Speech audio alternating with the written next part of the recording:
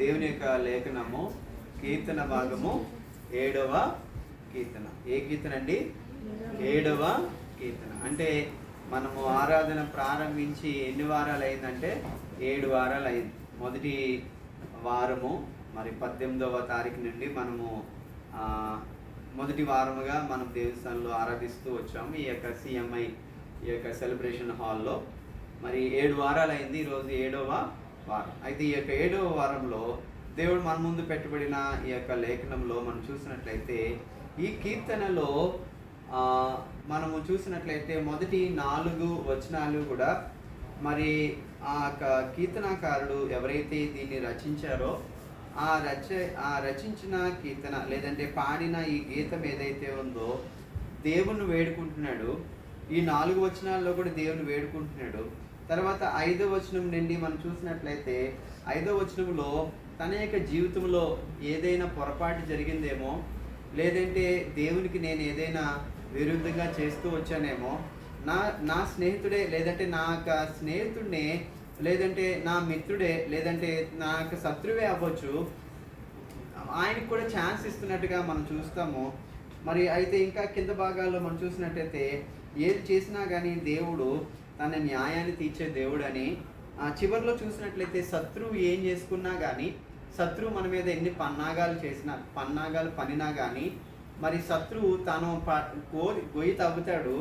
ఎవరి కోసం తవ్వుతాడంటే తన కొరకే తవ్వుతాడు. కానీ మరి అయితే తన శత్రువు ఎవరైతే ఉన్నాడో తాను తవ్విన గోతిలో తన పడతాడని ఈ కీర్తన రాయబడుతున్నది. అయితే ఈ కీర్తనలో కొన్ని విషయాల్ని ముందు పెట్టి మరి ఈరోజు మనం ఆరాధన చేసుకోవడానికి చివరి వచనం ఏదైతే ఉందో అందరూ కలిసి చూద్దామా? 17వ వచనము. కృతజ్ఞతాస్తుతులు చెల్లించెదను. అయితే మనం కృతజ్ఞతాస్తుతులు చెల్లించాలి. అయితే నేనంటాను, పైన వచనాలు మీరు చదివినట్లయితే ఏ యొక్క వ్యక్తి కూడా స్తుతించడానికి కానీ ఆరాధించడానికి కానీ తన మనసు లేనివాడిగా ఉంటాడు. ఎందుకంటే తను పైకి వచ్చిన పైనున్న వచనాలన్నీ కూడా చూసినట్లయితే అన్ని విరోధులు వారి మీద పన్నాగాలు పన్ని ఏ విధంగా అయితే తన జీవితాన్ని పాడు చేస్తున్నారో చూస్తాడు. కానీ చివరికి వచ్చేసరికి యెహోవా న్యాయ విధించువాడని నేను ఆయనకు ఏం జరిగినా కానీ ఆయన న్యాయం తీస్తాడని ఆయనకి చెప్పేసి ఆయనకి ఏం చేస్తాడంటే కృతజ్ఞతాస్తుతులు చెల్లించుచు సర్వోన్నతుడైన యెహోవా నామమును కీర్తించు. అంటే ఈ కీర్తన ఎలా ఉందనంటే, నాకు ఎన్ని బాధలు వచ్చినా ఎన్ని కష్టాలు వచ్చినా కానీ నేను మాత్రం స్తుతిస్తానే ఉంటాను. నాకు ఏదైతే బాధలు వచ్చాయో, ఏవైతే నా జీవితంలో ఎదురవుతూ వచ్చాయో అవన్నీ నేను దేవునికి అప్పచెప్పుతాను. నేను దాన్ని జడ్జ్ చేయను. అంటే నీవు జడ్జ్ చేస్తున్నావు అంటే అర్థం ఏంటంటే నువ్వు రివెంజ్ చేసుకుంటున్నావు. నువ్వు రివెంజ్ చేయడానికి నువ్వు పన్నాగాలు వేస్తున్నావు. అయితే పన్నాగాలు వేయట్లేదు అంటే అర్థం ఏంటంటే నీకు జరిగిన సర్కమ్స్టెన్సెస్ ఏవైతే ఉన్నాయో అవన్నీ కూడా దేవునికి అప్పచెప్పినట్లయితే నీవు దాని కొరకు ప్లాన్ చేయి. ఎవరైనా కొట్టాలి అని నువ్వు ఆలోచించావంటే అర్థం ఏంటంటే నీవు ఆ యొక్క వ్యక్తి విషయంలో నీవే పన్నాగాని పన్నుతున్నావు అంటే అర్థం ఏంటంటే ఆ వ్యక్తి విషయంలో నువ్వు జడ్జ్ చేస్తున్నావు అని అర్థం. దేవుడికే అప్పచెప్పేస్తావు అని అంటే అర్థం ఏంటంటే నీవు ఆ విషయంలో నువ్వు వదిలిపెట్టవు, దాన్ని వదిలిపెట్టేస్తావు, ప్రార్థన చేస్తావు. దేవా, నా విరోధుల పక్షాన నీవే మరి ఆ యొక్క విజయాన్ని నాకు విజయాన్ని ఇవ్వు అని మనం ప్రార్థన చేస్తాం. అయితే ఈ 7వ కీర్తనలో ఉన్న కొన్ని ప్రత్యేకమైన విషయాలు మీతో ముందు చెప్పాలనుకున్నాను. అయితే మొట్టమొదటిగా చూసినట్లయితే, యెహోవా నా దేవా, నేను నీ శరణు జూచి ఉన్నాను. నన్ను తరుమువారి చేతిలో నుండి నన్ను తప్పించుము. నన్ను తప్పించువాడు ఎవడును లేడు. ముందుగానే తన యొక్క బ్రీఫింగ్ చెప్తున్నాడు అన్నమాట. ఈ యొక్క కీర్తనలో 7వ అధ్యాయంలో ఈ యొక్క మొదటి వచనంలోనే మనకి ఒక వ్యక్తి యొక్క సిచ్యువేషన్స్ ఏంటో అర్థమైపోతున్నాయి. ఒక వ్యక్తి యొక్క బాధలు ఏంటో ఆ మొదటి వచనంలోనే చెప్పబడుతున్నాయి. ఏం చెప్తున్నాడు? తన బాధలు ఏంటి అని అంటే, యెహోవా నా దేవా, నేను నీ శరణంలోనికి వచ్చాను. అంటే నీ యొక్క కంఫర్ట్ జోన్లోకి నేను వచ్చాను. అయ్యా నీవేదో చేస్తావని నీ దగ్గరికి నేను వచ్చాను, నువ్వు నాకేదో చేస్తావు కాబట్టి నేను నిన్ను నమ్ముకున్నానని ముందుగా చెప్తున్నాడు. తనకు వచ్చిన బాధలు కూడా ఇక్కడ వివరిస్తున్నాడు. ఏంటంటే నన్ను తరుము వారి చేతిలో నుండి నన్ను తప్పించు. తన యొక్క మెయిన్ కాన్సెప్ట్ ఈ యొక్క 7వ కీర్తన అంతా కూడా మనం చదివినట్లయితే తనకున్న బాధ ఏంటంటే ఆయన్ని తరుముతున్నారన్నమాట. మనం చూస్తాము, ఒక జింక ఉంటుంది, ఆ జింకని ఏం చేస్తుంది, ఎవరు తరుముతారు, లయన్ తరుముతూ ఉంటుంది, మరి ఆ యొక్క సింహము తరుముతూ ఉంటుంది, చాలా చిరుతపులి ఆ యొక్క తరుముతూ ఉంటుంది. ఇదే సిచ్యువేషను ఇక్కడ 7వ కీర్తనలో ఉందన్నమాట. ఏంటంటే తరిమేవారు వెనకాల పడుతున్నారు, ఈయన ముందున్నాడు, ఈ ముందుండి ఎక్కడ ప్రార్థన చేస్తున్నాడు, దేవునికి ప్రార్థన చేస్తున్నాడు. ముందు దేవుడు ఉన్నాడు, దేవుని ముందు ఈయనేమో ఆరాధన చేసుకున్నాడు, ప్రార్థన చేసుకున్నాడు, ఈయన వెనకాతలు ఎవరున్నారు, తరుముతున్నారు. అర్థమవుతుందా? ఇది జరుగుతున్న సిచ్యువేషన్. అయితే ఇక్కడ తరుగుతున్న సందర్భంలో ఏ విధంగా తరుగుతున్నారో కూడా 2వ వచనంలో రాయబడి ఉంది. ఏంటంటే వారు సింహము వలె ముక్కలుగా చీల్చి వేయకుండా నన్ను తప్పించు.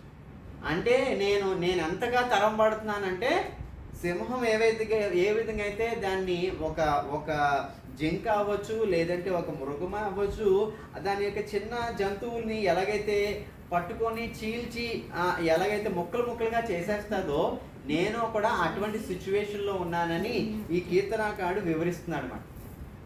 అయితే తర్వాత వచనంలో చూసినట్లయితే మరి 3వ వచనంలో యెహోవా నా దేవా, నేను ఈ కార్యము చేసి నా చేత పాపము జరిగిన ఎడల సమాధానం వారికి. అంటే ఈయన పొరపాట్లు ఏమైనా జరిగిపోతాయేమో అని కూడా ఆలోచిస్తున్నాడు. ఏంటంటే నా ముందైతే, నా వెనకాతలైతే శత్రువులు ఉన్నారు, నా ముందు దేవుడు ఉన్నాడు, నా పక్కన నా స్నేహితులు కూడా ఉంటారు, నాకు సమాధాన పరిచేవారు, అంటే నాకు మేలు చేసేవారు ఉంటారు, వారికి కూడా నేను కీడు చేసేస్తానేమో కదండి. పొరపాట్లు ఏం చేస్తాం మనము, కంగారులో ఏం చేస్తాము, కొన్నిసార్లుగా ఎవరైనా బాధలో ఉంటే మనకి బాధపడుతూ ఉంటాం. బాధపడుతున్నప్పుడు ఎవరైనా వచ్చి డిస్టర్బ్ చేశారనుకోండి, వారు నేను ప్రేమించిన వారే అవ్వచ్చు, కానీ నువ్వు వారిని ఏం చేస్తావు, ఉండే అన్న మాటే వాళ్ళకి ఎంతో గాయం అవుతుంది. లేదంటే మనము ఆ సమయంలో మనం వారికి రెస్పాండ్ అవ్వకపోవడమే వారిలో ఎంతో కీడు కలుగుతుంది. లేదంటే వారు అనుకుంటారు పర్వాలేదు, అది ఫోన్ అటెంప్ట్ చేయడం వస్తే. అయితే వారు ఏమనుకుంటారంటే, అమ్మో నేను ఇంతగా ప్రేమిస్తున్న ఈ వ్యక్తిని నేను ఆదరించడానికి వస్తే నాకు కీడు చేస్తుందేమో అన్న ఆలోచన వస్తుంది. అయితే ఇక్కడ మరి 5వ వచనము మన యొక్క కాన్సెప్ట్ ఏంటంటే, 5వ వచనం అందరూ కూడా కలిసి చదువుదాము. శత్రువు నన్ను తరిమి పట్టుకొననిమ్ము, నా ప్రాణమును నేలకు అణగద్రొక్క నిమ్ము, నా అతిస్వాదమును మట్టి పాలు చేయనిమ్ము, నిర్నిమిత్తముగా నన్ను బాధించు వారిని నేను సంరక్షించి తిని కదా. ఇది ఎవరన్నా చేయగలమండి? సాధ్యం ఉందా మనకేమైనా? ఈ యొక్క 5వ వచనాన్ని మనం చేయగలమా? మనం చేస్తే మన నీతిమంతులు. మనం చేస్తే దీనికంటే అంటే మన దేవుడు యొక్క స్వరూపంలోకి వెళ్ళిన వారే ఈ 5వ వచనాన్ని మనం చేయగలం. ఇక్కడ 5వ వచనంలో ఏమని ఎన్నిసార్లు నిమ్ము అంటే, ఇక్కడ ఇంగ్లీష్లో మనం చూసినట్లయితే ఏమని రాయబడిందంటే లెట్ అనే మాట ఉంది. లెట్ ద ఎనిమీ అంటే ఎనిమీ నా మీద పడినా కానీ పర్వాలేదు. ఇంకొక మాట ఏమని రాయబడిందంటే లెట్ హిమ్ ట్రైడ్ అని రాయబడి ఉంది. తర్వాత లే మైన్ హానర్ అని రాయబడి ఉంది. ఇక్కడ ఇంగ్లీష్లో చూసినట్టు, తెలుగులో మనం చూసినట్లయితే శత్రువు నన్ను తరిమి పట్టుకొన నిమ్ము, నా ప్రాణము నేలకు అణగద్రొక్క నిమ్ము. ఎన్నున్నాయి? ఫస్ట్ ఏంటి? నా శత్రువు నన్ను తరిమినా పర్వాలేదు, మొదటిది. రెండవది నా ప్రాణము ఏదైతే ఉందో నాకు నేలపాల చేయనిమ్ము అని ఏమంటున్నాడు? ఛాన్స్ ఇస్తున్నాడు అన్నమాట. ఆ ఛాన్స్ మనం ఇవ్వగలమా? ఆ ఛాన్స్ ఇచ్చి మనము ఏదైనా ఆరాధన చేయగలమా? ఈరోజు దేవుని ఆరాధనలోని దేవుడు మన మధ్యలో పెడుతున్న మాట ఏంటంటే శత్రువు నన్ను తరమని, తర్వాత నా ప్రాణము నేలకు అణగద్రొక్క నిమ్ము, నా అతిశయాస్పదము మట్టి పాలు చేయనిమ్ము. 3 నిమ్ము అనే మాట ఉంది. అంటే ఛాన్స్ ఇస్తున్నాడు అన్నమాట. నీవు నేను యాజ్ ఏ మనిషిగా ఈ పని అయితే మనము చేయలేము. ఇదే కాన్సెప్ట్ ఒకసారి ఆలోచించండి. సిలువలో యేసుక్రీస్తు వారు కొడుతున్నా కానీ ఏమంటున్నాడు ఆయన? వీరు ఏం చేస్తున్నారు, వీరు ఎరుగరు కనుక వీరిని క్షమించు క్షమించు క్షమించు పర్వాలేదు అన్నట్టుగానే యేసుక్రీస్తు వారు అంటున్నాడు. ఇక్కడ మనం చూసినట్లయితే ఈ యొక్క 3 ఆలోచనలు మనం ఏమైనా చేయగలమా? ఇక్కడైతే కీర్తనాకారుడే ఈ కీర్తనాకారుడి యొక్క ఆలోచన ఏంటంటే, నన్నైతే శత్రువు తరుముతుంది, సింహం వలె నన్ను పట్టుకొని వాళ్ళు చేల్చాలి, వాళ్ళు నన్ను ముక్కలు ముక్కలుగా చేయాలనుకుంటున్నారు. అయితే ఇక్కడ ఒకవేళ నేను కీడు వారి మీద తలపెట్టడమే కాదు, నాకు సహాయపడిన వారి మీద కూడా నేను ఏమైనా కీడు తలపెడతానేమో. ఒకవేళ నేను కీడు చేసిన ఎడల శత్రువు నన్ను తరము, తర్వాత నా ప్రాణము, మరి ఆ యొక్క శత్రువు నా ప్రాణము నా అతిశయము, ఏదైతే తన ఘనత ఉందో అంతా కూడా నేలపాలు అయిపోయినా పర్వాలేదు. ఇక్కడేమంటే నిర్నిమిత్తముగా నన్ను బాధించే వారిని నేను బాధించే వారిని సంరక్షిస్తాను ఎవరైనా అని. ఈరోజు దేవుని యొక్క ఆరాధనలో దేవుడు మనతో మాట్లాడుతున్నాం మాట ఏంటంటే నిన్ను బాధించే వారిని కూడా సంరక్షించగలమా? ఎవరైనా నిన్ను బాధ పెడుతున్నారు, వారిని నువ్వు సంరక్షించే ఆలోచన ఏమైనా చేయగలమా? అయితే ఈ 5వ వచనము, నీవు నిజమైన క్రైస్తవుడిగా ఉన్నట్లయితే, దేవుణ్ణి అంగీకరించిన వ్యక్తిగా ఉన్నట్లయితే, రక్షణ పొందిన వ్యక్తిగా ఉన్నట్లయితే, ఆరాధించడానికి ముందు దేవుడు ఈ విషయాలు నీతో మాట్లాడుతున్నాడు.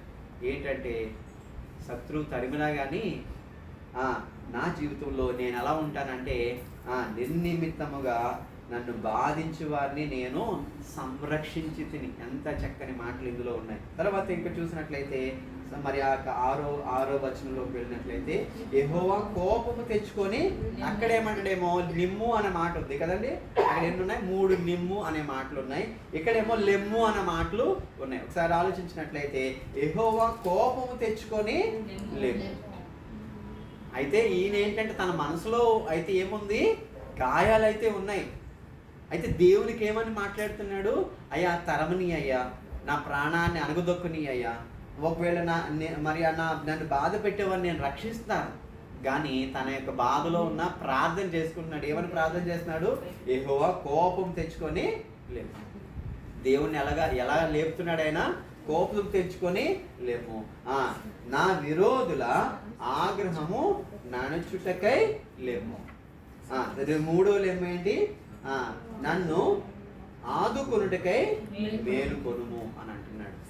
ఈరోజు నీ ప్రార్థన ఈ 5, 6 నువ్వు నిజంగా చేయగలిగితే దేవుడు మన జీవితంలో ఈ మాటల్ని మనం మైండ్లో పెట్టుకొని ఆరాధించినట్లయితే దీనికంటే మరొక ఆరాధన నువ్వు నీ జీవితంలో మరి ఇటువంటి ఆరాధనే దేవుడు కోరుకుంటున్నాడు.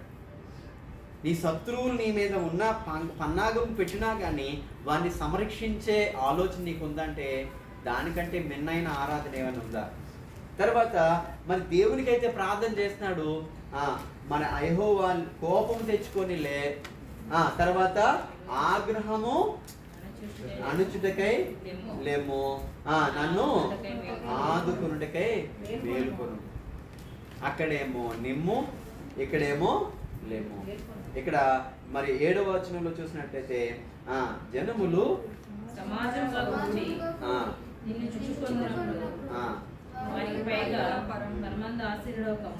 అయితే జనాలందరూ కూడా నిన్ను ఆరాధిస్తూ ఉంటే దేవుడు అంటే ఏం చేస్తారు? ఆయన పైగా మరి పరమందు ఆశీనుడు అందరి ముందు రాయ, నా శత్రువుల మీద అణగుద్రొక్కు, వాళ్ళని లెమ్ము అని అంటున్నాడు. అయితే నీవైతే జనులందరూ జనసమూహంగా కూడినప్పుడు నీవైతే పైగా మరి ఆ పరమందు ఆశీనుడుగా ఉండు అని అంటున్నాడు. 8 చదువుతాం. యెహోవా జనులకు తీర్పు తీర్చువాడు, యెహోవా నా నీతిని బట్టి, నా యథార్థతను బట్టి నా విషయములో నాకు న్యాయము తీర్చు. ఎన్ని నాలుగు ఉన్నాయి? 3 నాలుగు ఉన్నాయి. 3 నిమ్ము, 3 లెమ్ము, 3 నాలుగు ఉన్నాయి. ఇక్కడ 3 నా ఏంటంటే తను చేసిన ప్రార్థన ఏంటంటే ఏమని ప్రార్థన చేస్తున్నాడంటే యెహోవా జనములకు తీర్పు తీర్చువాడు యెహోవా. నా జీవితంలో ఏం జరిగినా కానీ తీర్పు తీర్చేది ఎవరు? దేవుడు. నా జీవితంలో ఎన్ని పరిస్థితులు జరిగినా కానీ తీర్పు అనేది ఉంది. ఆ తీర్పు ఎవరు తీస్తారు? దేవుడు తీస్తారు. అందుకనే ఏమంటే నా నీతిని బట్టి, నా యథార్థతను బట్టి, నా విషయములో నాకు అంటే నా నా నా నా ఏంటంటే మొదటి నా ఏంటంటే నా నీతి. అంటే నీకు నీతి ఉందా? దేవునికి ఈ కీర్తనకాడు నా నీతిని బట్టి నువ్వు న్యాయం చేయి, నా యథార్థతను బట్టి న్యాయం చేయి, నా విషయంలో నాకు న్యాయం తీర్చు. దేవుని న్యాయం తీర్చయ్యా. నా ముందు నా వెనకాల అందరూ చుట్టి ఉన్నారు నన్ను, నేను ఒక్కడనే ఒంటరిని అయిపోయాను కదండి. ఈ కీర్తనలో మనం చదివినప్పుడు మనకు అర్థమయ్యేది ఏంటంటే చుట్టూ అందరూ కూడా వారి శత్రువులే ఉన్నారు. ఇటు వెళ్ళినా అటు వెళ్ళినా అందరూ కూడా ఎక్కడ పీక్కొని తినేస్తారా అన్న సిచ్యువేషన్లోనే 7వ కీర్తన ఉంది. తను ఒంటరిగా ఉండి ఏం చేస్తున్నాడు? దేవునికి ప్రార్థన చేస్తున్నాడు. రెండవది న్యాయం కొరకు వేడుకుంటున్నాడు. నీవు నేను అటువంటి వేడుకుంటూ ఆరాధన చేద్దాం. తర్వాత 9వ వచనం చూసినట్లయితే హృదయములను అంతరంధ్రములను పరిశీలించి నీతిగల దేవుడు. ఎలాంటి దేవుడు అంటే నీవు అనుకోవచ్చు నన్ను ఎవరు చూడట్లేదు, నన్ను ఎవరు ఏం చేయట్లేదు, నా కొరకు ఎవరు నా జీవితంలో ఎవరు లేరని అనుకోవచ్చు. కానీ ఇక్కడ ఏమంటాడంటే హృదయములను. దేవుడు ఎలాంటి దేవుడు అండి? హృదయాల్ని. తర్వాత ఇంకెవరు? ఇంకొక ఆయన ఎవరు? అంతరంధ్రములు. అంటే హృదయాల్ని కూడా, హృదయంతో పాటు ఇంకా అంతరింద్రియములు కూడా పరిశీలించి నీతి గల దేవుడు. అయితే ఇక్కడ ఇంకా కిందకి వెళ్ళిపోదాము. ఇక్కడ దుష్టులు చేసే ఆలోచనలు ఇక్కడ ఉన్నాయి. తర్వాత మరి న్యాయమును బట్టి అనే మాట ఉంది. మరి ఇంకా మనం ఇవన్నీ విడిచిపెట్టి 14, 15, 16లోకి వెళ్ళిపోదాం. 14 చదువుదామా? పాపమును కనుటకు వాడు ప్రసవవేదన పడుచున్నాడు, చేటును గర్భమును ధరించిన వాడై అబద్ధాన్ని కంటున్నాడు. ఇక్కడ ఏంటంటే పాపమును కనుటకు వాడు ప్రసవవేదన పడుచున్నాడు. మన విరోధి పాపాన్ని కండానికి ప్రసవ వేదన పడుతున్నాడు. అంటే ప్రసవ వేదన పడుతున్నాడంటే వాళ్ళు ఎన్ని నెలలు కుళ్ళు ఉంది అందులో? 9 నెలలు కుళ్ళుతోనే ఉన్నాడు అనమాట. అంటే 9 అంటే ప్రసవ వేదనకు వచ్చేసిందంటే 9th మంత్ అయిపోయిందని అర్థం. అంటే ఈ 9 months కూడా వాడు ప్రసవ వేదన ఇప్పుడు పడుతున్నాడు, కానీ ముందంతా ఏం పడుతున్నాడు? కుళ్ళి కుటుంబంతో ఎన్నో రకమైన దుష్ట ఆలోచనలతో 9 months ఆయన గర్భ వేదనతోనే ఉన్నాడు అన్నమాట. ఈ విషయాలు మనం చాలా జాగ్రత్తగా అర్థం చేసుకోవాలి. పాపము కనుటకు వీడెంత ప్రసవ వేదన పడుతున్నాడు. ప్రసవ వేదన పడుతున్నాడు. తర్వాత గర్భము ఆయన కన్నది ఏంటి? అబద్ధాన్ని కంటున్నాడు. అబద్ధం అనే మాటని కనడానికి ఎన్ని నెలలు? 9 నెలలు పడుతుంది. అంటే నీవు నేను అబద్ధాలు మాట్లాడుతున్నామంటే అది మనలో ఎన్ని నెలల నుంచి అది బయటకు వస్తుంది? 9 నెలలు నీలో ఉండి బయటకు వస్తుంది అనమాట. ప్రియమైన దేవుని బిడ్డలారా, మనం అబద్ధం ఆడుతున్నామనంటే దాని నోటిని చాలా ఈజీగా మాట్లాడేస్తున్నామనంటే అదేమి మనము సామాన్యమైన విషయం కాదు. నీలో అబద్ధం అనేది బయటికి వస్తుందంటే అది నీవు కంటున్నావని అర్థం. ఏం కంటున్నావు? పాపము. అంటే పాపమును కనుటకు. పాపం అంటే ఏంటంటే ఇట్ ఇంప్లైస్ టు అబద్ధం అని అనమాట కదా. ఇక్కడేమో పాపం అంటున్నాడు, చివరిలో అబద్ధం అంటున్నాడు. పాపము కనడానికి అంటే అర్థం ఏంటంటే పాపము అనేది ఏ పాపం అంటే అబద్ధమే పెద్ద పాపం అని ఇక్కడ దేవుని యొక్క వాక్యం సెలవు. తర్వాత 15 వాడు తాను తర్వాత వాడు తలంచిన చేటు వాని నెత్తి మీదకి వచ్చును, వాడు యోచించిన బలత్కారము వాని నెత్తి మీదనే పడు. ఇక్కడ 3 వాడు అని మాట ఉంది కదండి. మీరు ఒకవేళ దీన్ని ఇంకా ఎక్కువ ధ్యానం చేసుకున్నట్లయితే 15, 16లో 3 వాడు అనే మాట ఉంది. అంటే శత్రువుని ఏమని పిలుస్తున్నాడు? వాడు అని పిలుస్తున్నాడు. మనమైతే శత్రువుని డైరెక్ట్గా బూతులేసి తిట్టేస్తామేమో కదండి. ఎక్కడైతే శత్రువుని వాడు గుంట తవ్వి దాన్ని లోతు చేస్తున్నాడు, తర్వాత తవ్విన గుంటలో తానే పడిపోయాడు. వాడు తలంచిన చెట్టు వాడి ఎత్తి మీదకి వచ్చిందంట. వాడు యోచించిన బలత్కారము వాడి నెత్తిన. ఈరోజు నీ జీవితంలో, నా జీవితంలో మనం నేర్చుకోవాల్సింది ఏంటంటే, మన శత్రువు మన మీద నన్ను కొట్టాడు అని అంటే నేను వాడిని తిరిగి కొట్టడం కాదు. నువ్వేం చేయాలంటే నువ్వు దేవుడికి చెప్పాలి. ఇదే నేర్చుకోవాలి యాజ్ ఎ క్రైస్తవుడిగా. మరి నీవు నేర్చుకోవాల్సిన విషయాలు ఏంటంటే, నీ శత్రువు నీ మీద పడ్డాడు అని అంటే నువ్వు శత్రువు మీద తిరిగి పడితే దేవుని వాక్యము తిరిగి పడమని చెప్పట్లే, దేవునికి చెప్పమని చెప్తుంది. తర్వాత మరి చివరి మాట అందరూ చదువుకొని మనం ఆరాధన చేసుకుందాం. యెహోవా న్యాయము వాడని నేను ఆయనకు కృతజ్ఞతాస్తుతులు చెల్లించెదను. దేవుడి యొక్క మాటలు దీవించగాక అందరూ కూడా నిలబెడదాం. ఒక చిన్న చరణం, పల్లవి చరణం పాడిన తర్వాత మనము ఆరాధనలో కొంత సమయాన్ని గడుపుతాము. ఆ తర్వాత వ్యక్తిగతంగా 2-3 చిన్న ఆరాధన చేయండి. తర్వాత మెయిన్ మసీదులోకి మనం వెళ్దాం. యేసయ్యా, నీ సన్నిధిలో నేనున్నానయ్యా. నా జీవితంలో ఎన్నో కష్టాలు ఉన్నాయి. ఈరోజు నేను ఇన్ని మాటలు మాట్లాడుతుంటే ఏంటంటే, దేవుని వాక్యం చెప్తా ఉన్నప్పుడే దేవునికి ఎన్నో విషయాలు చెప్తూ వచ్చాడు. ఎన్నో విషయాలు నీవు అనేకులకు శత్రువుగా మారావు. ఈ 2 విషయాలు మనం అర్థం చేసుకోవాలి. నీవే మరి నీకు మరి విరుద్ధంగా ఉన్న వాడికి నీవే వ్యతిరేకంగా ఉండొచ్చు, లేదంటే నీకే విరోధులు ఎంతో మంది ఉండొచ్చు. దేవుడు ఈ యొక్క వాక్యాన్ని బోధిస్తున్నప్పుడే నీ తలంపులు ఎన్నో పెడుతూ వచ్చాడు. నీవు నేర్చుకోవాల్సింది ఏంటంటే, అయ్యా శత్రువు నా మీద మరి ఆ తరిమి పట్టుకొన నిమ్మయ్యా పర్వాలేదు, నా ప్రాణాన్ని అణగదొక్కని పర్వాలేదు, నా అతిస్పాయదమును మట్టి పాలు చేయని పర్వాలేదు, కానీ నాకు నీవు తోడుగున్నావు, నాకు న్యాయం తీర్చే దేవుడు అని మనం ఆరాధించేద్దాం. నీతో ఉండే జీవితం వేదనైన రంగుల పయనం, నీతో ఉంటే జీవితం వాడేదైన పువ్వుల కుసుమం, నీతో ఉంటే జీవితం వేదనైన రంగుల పయనం, నీతో ఉంటే జీవితం వాడేదైన పువ్వుల కుసుమం, నువ్వే నా ప్రాణాధారము, నువ్వే నా జీవాధారము, నువ్వే నా ప్రాణాధారము, నువ్వే నా జీవాధారము, నువ్వే లేకపోతే నేను జీవించలేను, నువ్వే లేకపోతే నేను బ్రతుకలేను, చెప్దామా? నువ్వే లేకపోతే నేను జీవించలేను, నువ్వే లేకపోతే నేను బ్రతుకలేను. నిన్ను విడిచిన క్షణమే ఒక యుగమై గడిచిన జీవితము, చెదరిన నా బ్రతుకే నిన్ను వెతికే నీ తోడు కోసం, నిన్ను విడిచిన క్షణమే ఒక యుగమై గడిచిన జీవితము, చెదరిన నా బ్రతుకే నిన్ను వెతికే నీ తోడు కోసం,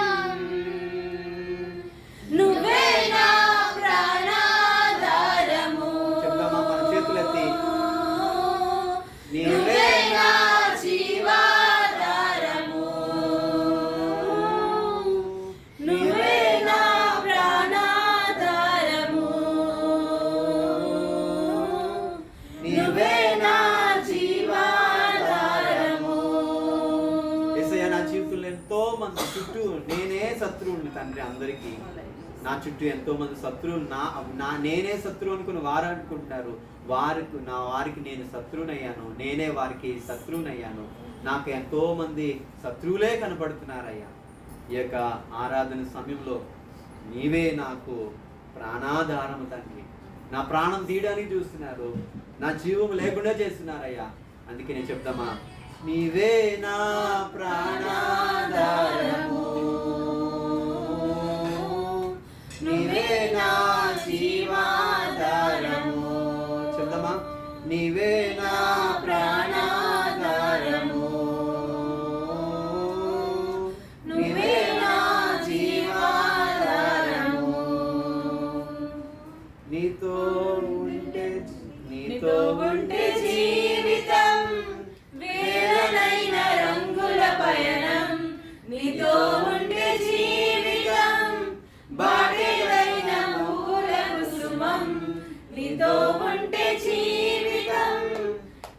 వేదనైన రంగుల పయనం, నీతో ఉంటే జీవితం బాటేదైన పూల కుసుమం. అందరూ కలిసి చేద్దామా? మన చేతులు ఎత్తి నువ్వే నా ప్రాణాధారము, చిన్నపిల్లలు అందరూ కూడా నువ్వే నా జీవాధారము, నీవే నా ప్రాణాధారము, నువ్వే నా జీవాధారము. మరొకసారి చేద్దామా? నీవే నా ప్రాణాధారము,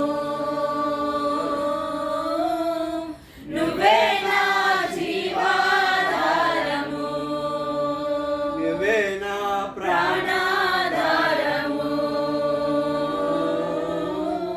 నువ్వే నా జీవాధారము. చివరిగా చెప్దామా? నీవే నా ప్రాణాధారము, నువ్వే నా జీవాధారము, యేసయ్యా నీవే నా ప్రాణాధారము, నువ్వే నా జీవాధారము. మనం ఎంత కంఠంతో ఎత్తి ఆరాధించగలమో, నీవే తండ్రి ప్రాణాధారము, నీవే నైనా జీవనాధారము అని చెప్పుకుంటూ దేవుని స్తుతిస్తూ చప్పలు కొడుతూ దేవుని ఆరాధిద్దాం. నీవే నా ప్రాణాధారము. మనం ఎంతగా అరవగలమో, ఎంతగా స్తుతించగలమో. నువ్వే నా జీవాధారము, నువ్వే నా ప్రాణాధారము, నువ్వే నా జీవాధారము, నువ్వే నా ప్రాణాధారము. నువ్వే నా జీవాధారము. యేసయ్యా నీవే నా ప్రాణాధారము, నా జీవాధారము నీవే తండ్రి. మనం చెప్పుకుంటూ కూర్చొని ఎవరైనా వ్యక్తిగతంగా ఆరాధించాలనుకునేవారు ఒకరు ఇద్దరు ఆరాధించే